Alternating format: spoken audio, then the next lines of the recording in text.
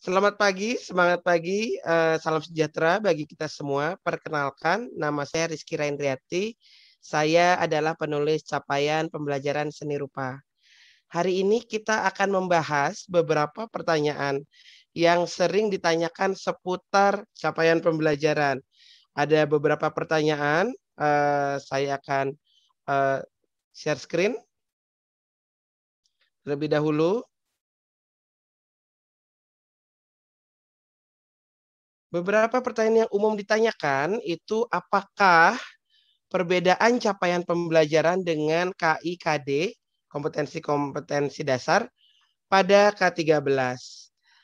Jadi capaian pembelajaran atau yang kita sebut dengan CP itu dinyatakan dalam bentuk paragraf atau narasi yang diatur dalam fase-fase. Disampaikan dalam bentuk paragraf untuk menggambarkan rangkaian konsep, pengetahuan, dan keterampilan kunci yang ditargetkan untuk diraih oleh peserta didik. Kemudian mengapa CP disusun per fase?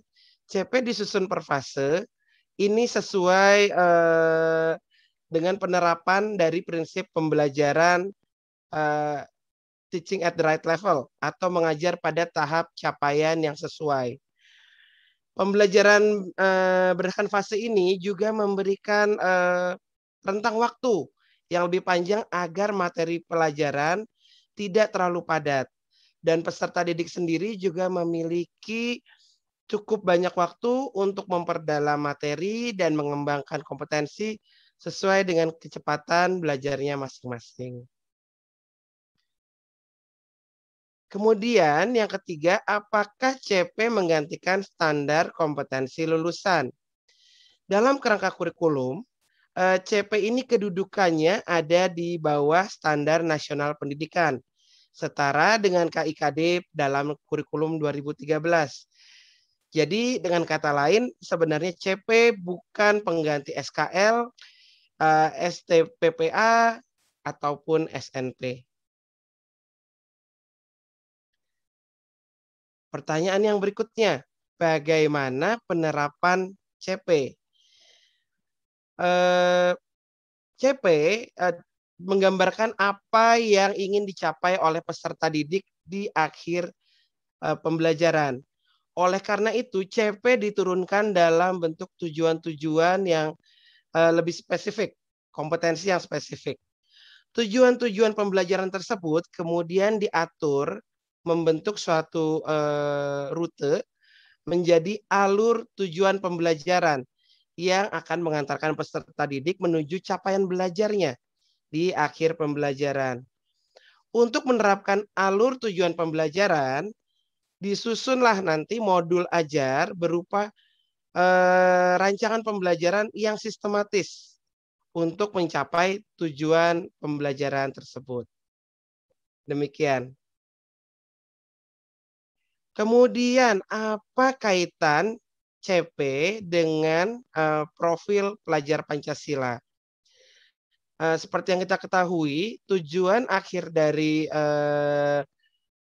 pendidikan di Indonesia adalah membentuk profil pelajar Pancasila. Segala pembelajaran, program, dan kegiatan di satuan pendidikan bertujuan akhir ke profil pelajar Pancasila. Sehingga kaitannya dengan capaian pembelajaran, CP di sini disusun untuk mengembangkan dan menguatkan kompetensi dan karakter yang sesuai dengan profil pelajar Pancasila. Dengan kata lain, CP di sini dapat diibaratkan sebagai kompas yang akan memandu perjalanan guru dan siswa. Kita lanjut ke pertanyaan berikutnya. Apakah dengan sistem fase ini, jika ada siswa yang tertinggal fase, masih ada sistem tinggal kelas? Harapannya berangsur-angsur nanti kebijakan tinggal kelas ini dapat berganti dengan pembelajaran pada tahap capaian yang sesuai atau teaching at the right level tadi. Banyak sekali penelitian yang menunjukkan bahwa sebenarnya kebijakan untuk tinggal kelas ini tidak memberikan banyak manfaat kepada siswa. Malah menurunkan rasa percaya diri mendemotivasi siswa untuk belajar tentang dan juga ini menurunkan selain menurunkan kecanduan juga menurunkan minat, semangat tentang kemampuannya untuk sukses secara akademik. Jadi harapannya nanti berangsur-angsur berganti dengan teaching at the right level, mengajar sesuai dengan tahapannya. Yang berikutnya, bagaimana prosedur penyusunan capaian pembelajaran dan sejauh mana keterlibatan guru dalam penyusunan CP. Jadi CP ini dibuat oleh tim pakar yang terdiri dari akademisi, praktisi bidang ilmu tersebut, dan juga guru-guru yang terpilih. Dan juga telah melalui beberapa tahap validasi yang melibatkan guru. Seperti itu ya.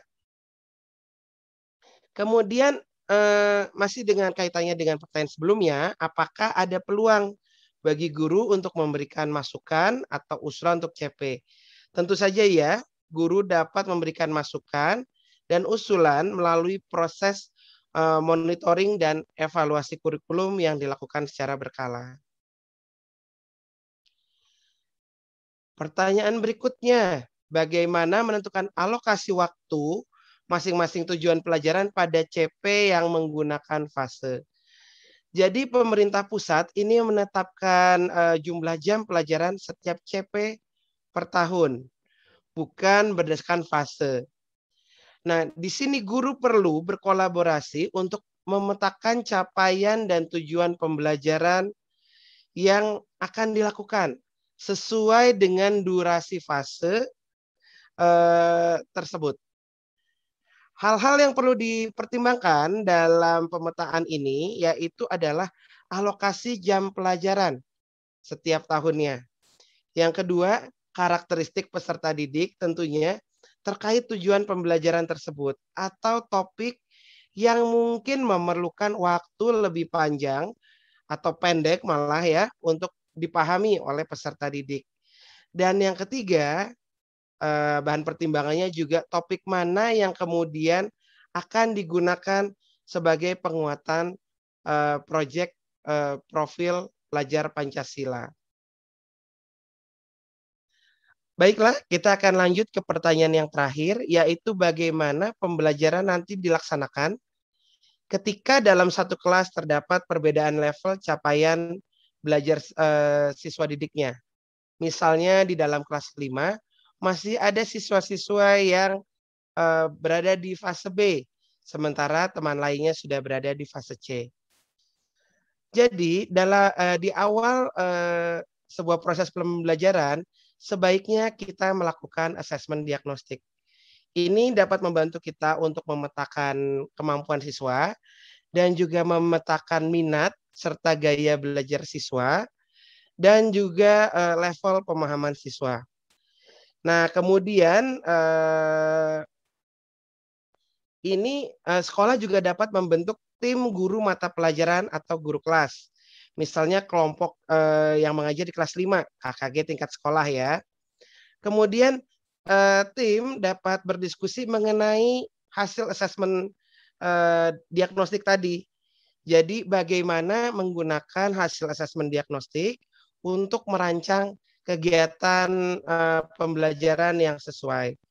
Misalnya untuk anak-anak yang memiliki kesulitan belajar, itu guru dapat merancang kegiatan pendampingan yang personal, one on one ya, satu persatu begitu. Kemudian untuk siswa yang melampaui kemampuannya, ini dapat melakukan kegiatan pengayaan, dapat diperkaya. Dan siswa yang melampaui ini juga dapat diberdayakan untuk berbagi tips atau trik belajar dengan teman-teman lainnya.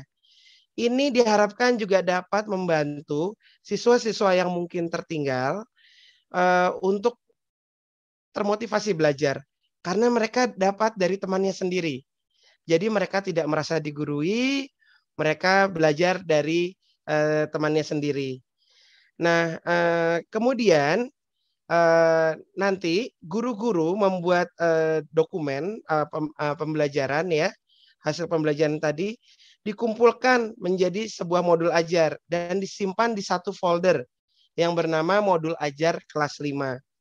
Folder ini harapannya dapat diakses oleh semua anggota tim, guru lain dan juga pimpinan sekolah.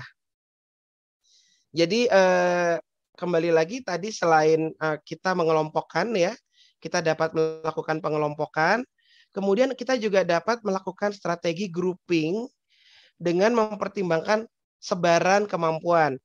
Misalnya dalam sebuah grup terdapat anak yang mungkin melampaui atau anak yang di atas rata-rata. Dan juga terdapat anak yang di bawah fase tersebut. Sisanya adalah anak yang rata-rata. Ini akan membantu untuk memotivasi siswa karena tidak merasa dibeda-bedakan. Kemudian nanti tim guru juga akan melakukan pertemuan rutin ya, melakukan KKG sekolah untuk diskusi kemajuan pembelajaran, termasuk tentang kemajuan belajar siswa dan langkah-langkah yang perlu ditempuh. Bisa juga diskusi dapat dilakukan di luar jam KKG. Bila ada ide-ide baru, silakan untuk teman-teman kumpulkan di folder modul ajar kelas tersebut. Seperti itu. Baik, demikian beberapa pertanyaan yang sering diajukan seputar capaian pembelajaran. Mudah-mudahan ini memberikan gambaran kepada teman-teman mengenai capaian pembelajaran ini lebih lanjut. Demikian dari saya, sampai jumpa lagi dalam kesempatan yang lain. Salam Sekolah Penggerak.